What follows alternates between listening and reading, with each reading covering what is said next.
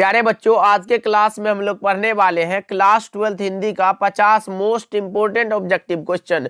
ये 50 ऑब्जेक्टिव आपके बोर्ड परीक्षा के लिए बहुत ही ज्यादा इंपॉर्टेंट है। तो प्यारे बच्चों, आज के क्लास में मैं जितना ऑब्जेक्टिव दे रहा हूं उसको आप जरूर अच्छे से याद कर लीजिएगा। ओके, तो चलिए क्लास को स्टार्ट करते हैं। और पहला नंबर सवाल आपके सामने है, आप सही सही आंसर लगाते चलिएगा। देखिए पहला नंबर सवाल क्या कह रहा है, आर्ट ऑफ कन्वर्सेशन कहाँ के लोगों में सर्वाधिक प्रचलित है। अब आप बताओगे कि आर्ट ऑफ कन्वर्सेशन जो है वो कहां के लोगों में सबसे अधिक प्रचलित है। वो है यूरोप के लोगों में। ऑप्शन बी करेक्ट आंसर है, 1 का B is the correct answer. ध्यान में रखिएगा और आंसर लगाते चलिएगा। चलिए देखिए दूसरा नंबर सवाल को देखते हैं क्या कह रहा है, बोलने से मनुष्य के रूप का साक्षात्कार होता है, यह किसने कहा था। अब बताओ आप सभी कि बोलने से मनुष्य के रूप का साक्षात्कार होता है यह किसने कहा है। तो यह कहा है बेन जॉनसन ने। ऑप्शन ए करेक्ट आंसर है, 2 का A is the correct answer. चलिए 3 नंबर सवाल देखिए आपके सामने, अज्ञे का पूरा नाम क्या है। अज्ञे जी का पूरा नाम है Sachchidanand Hiranand Vatsyayan Agyeya. Option D correct answer हो जाएगा, 3 का D is the correct answer. ध्यान में रखिएगा आप सभी। चलिए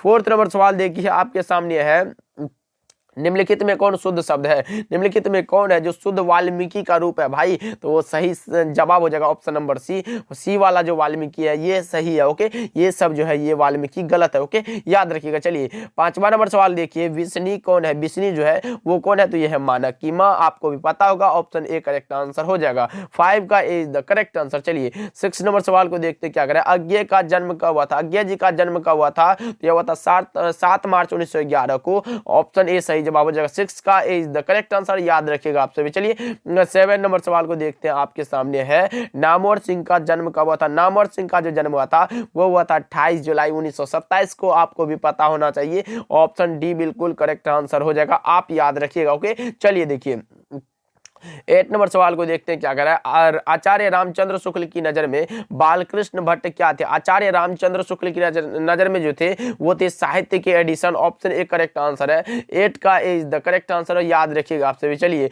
9 नंबर सवाल को देखते हैं आपके सामने है, निम्न में से लोकनायक शब्द किनके लिए प्रयोग किया जाता है। लोकनायक हम लोग किसको बोलते हैं, तो वो बोलते हैं लोकनायक जयप्रकाश नारायण को। ऑप्शन बी राइट आंसर हो जाएगा, आप याद रखिएगा। चलिए 10 नंबर सवाल देखिए आपके सामने है, निम्न में से ब्रजराज कुंवर कौन है। कौन है भाई, कृष्ण है। ऑप्शन सी में राइट आंसर है, लगा लो ऑप्शन नंबर सी बिल्कुल सही जवाब हो जाएगा, आपका भी सही आंसर है। ओके, चलिए देखिए 11 नंबर सवाल को देखते हैं, करवक में पाई जाती है। करवक में क्या पाई जाती है, तो प्रेम की महिमा भाई। ऑप्शन ए करेक्ट आंसर है, करवक के कवि का नाम है मलिक मोहम्मद जैसी और वो प्रेम के पीर के कवि माने जाते हैं। ओके, चलिए देखिए 12 नंबर सवाल को देखते हैं क्या कह रहा है, कामायनी के रचयिता कौन है। कामायनी जो पाठ है उसके रचयिता का नाम पूछा जा रहा है आप सभी से, तो 12 का सही जवाब हो जाएगा Jaishankar Prasad. Option A correct answer हो जाएगा, याद रखिएगा आप सभी, इंपॉर्टेंट क्वेश्चन है। चलिए 13 नंबर सवाल देखिए, निम्न में से गद्य कविता कौन है।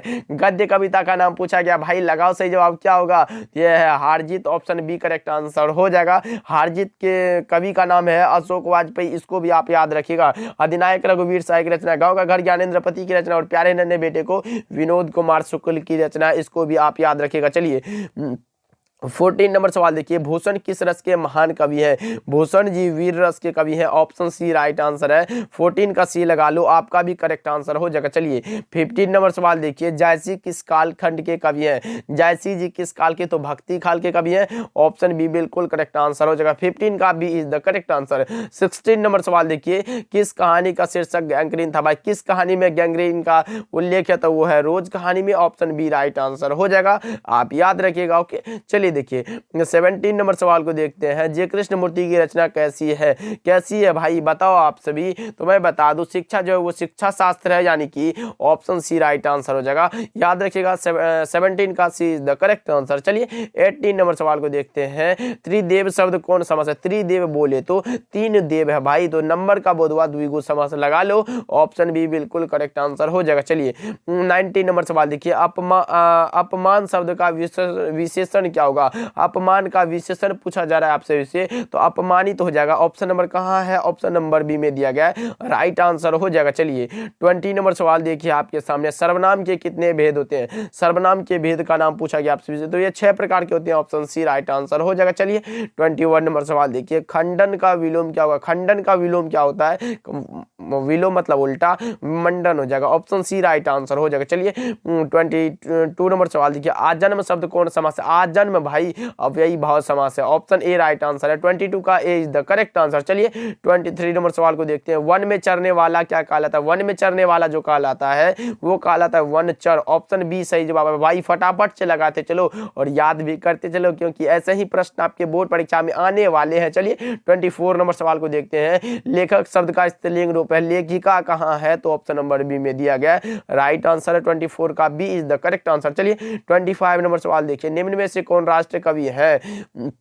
राष्ट्र कवि के रूप में जाने जाते हैं रामधारी सिंह दिनकर, जो कि ऑप्शन नंबर कहाँ है? सी में दिया गया है, रामधारी सिंह दिनकर, याद रखिएगा आपसे भी। ओके चलिए देखिए 26 नंबर सवाल देखिए, निम्न में से प्रेम के पीर के कवि कौन है? प्रेम के पीर के कवि कौन माने जाते हैं? भाई अभी तो मैंने बताया, मलिक मोहम्मद जैसी, ऑप्शन सी राइट आंसर हो जाएगा। क्या लगा लो, ऑप्शन नंबर सी बिल्कुल करेक्ट आंसर हो जाएगा। चलिए 27 नंबर सवाल देखते हैं, हंसते हुए मेरा अकेलापन हिंदी साहित्य की कौन सी विधा? हंसते हुए मेरा अकेलापन जो रचना है वो हिंदी साहित्य की कौन सी विधा है? हंसते हुए मेरा अकेलापन एक प्रकार का डायरी है जो कि मलियज के द्वारा दिया गया, ऑप्शन ए करेक्ट आंसर हो जाएगा। चलिए 28 नंबर सवाल देखिए, संत तुलसीदास कैसे कवि है?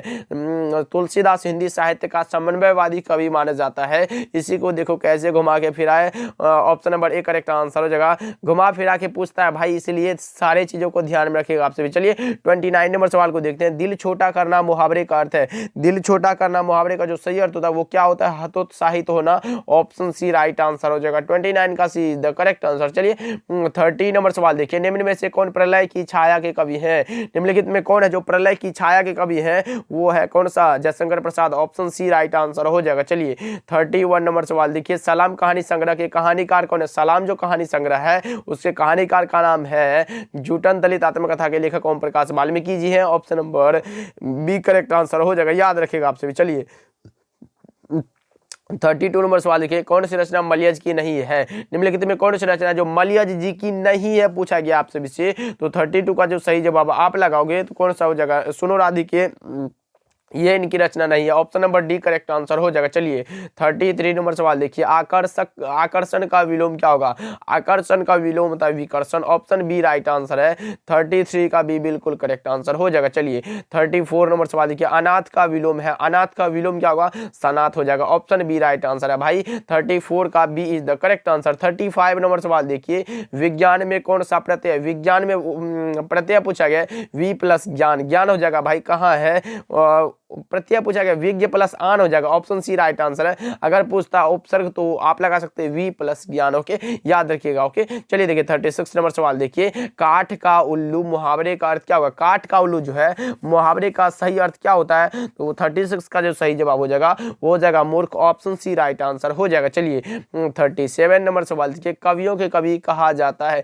कवियों का कवि कहा जाता है शमशेर बहादुर सिंह को, जो कि ऑप्शन नंबर ए में तो नहीं है, बी में भी नहीं है, सी में भी है, कौन सा? डी में दिया गया, Shamsher Bahadur Singh, D is the correct answer. चलिए 38 नंबर सवाल देखिए, निश्चय का संधि विच्छेद है निधनचय कहाँ है? ऑप्शन नंबर ए में दिया गया है, राइट आंसर हो जाएगा। चलिए 39 नंबर सवाल को देखते हैं, मलियज की रचना नहीं है, निम्नलिखित में कौन सी रचना जो मलियज जी की नहीं है पूछा गया आप सभी से? तो भाई मैं बता दूं, ये सलाम जो रचना है ये तो ओम प्रकाश वाल्मीकि की रचना है, इसलिए ये कैसे हो सकता है? ऑप्शन सी राइट आंसर हो जाएगा। चलिए 40 नंबर सवाल को देखते हैं, संपूर्ण क्रांति की रचनाकार कौन है? संपूर्ण क्रांति जो पाठ है वो एक प्रकार का भाषण है और जिसके लेखक का नाम है Jayaprakash Narayan, option C correct answer हो जाएगा। बस इतना पूछा गया था, बता के निकल लो। चलिए 41 नंबर सवाल देखिए, चंद्रधर शर्मा गुलेरी का जन्म कब हुआ था?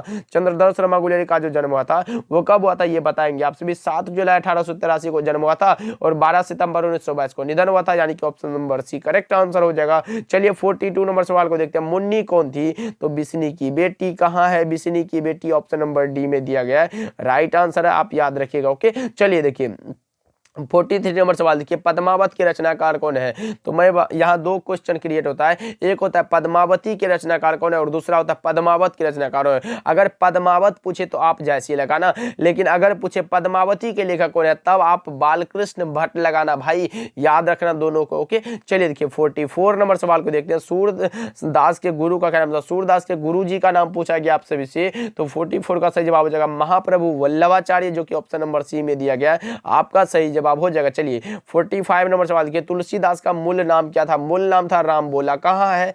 ऑप्शन बी में दिया गया। 45 का B is the correct answer. 46 नंबर सवाल देखिए, प्रगीत और समाज निबंध किस निबंध संग्रह से लिया गया? प्रगीत और समाज एक प्रकार का निबंध है जो कि नामवर सिंह की रचना है, और यह कहां से लिया गया? तो वाद विवाद संवाद से लिया गया। ऑप्शन डी करेक्ट आंसर हो जाएगा। चलिए 47 नंबर सवाल देखिए, तिरिच किस प्रकार की रचना है?